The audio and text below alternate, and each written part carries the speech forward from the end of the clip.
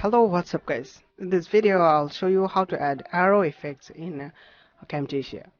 So first of all, we are on Camtasia, right? Now you can just take a look around the left side of your screen. You can see annotations. Click on that annotations. Now you can see these are the callouts option. So you need to select the second, which is arrows and lines, right? You can see arrow icon. Click on that arrow icon. Now you can see there are lots of arrow icons available. So let's suppose uh, for the sake of example, I'm selecting this. Okay, now you can see the arrow is here, but it's very small, right? So we need to increase the size of it.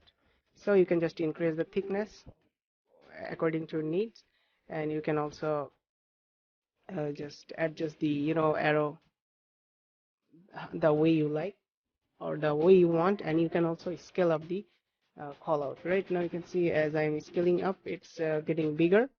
Okay, and you can just adjust the arrow according to your needs, and you can also add any other arrows. So for example, this is another arrow, so I'm just scaling up this. Okay, and there is another arrow which is just look like that. Okay,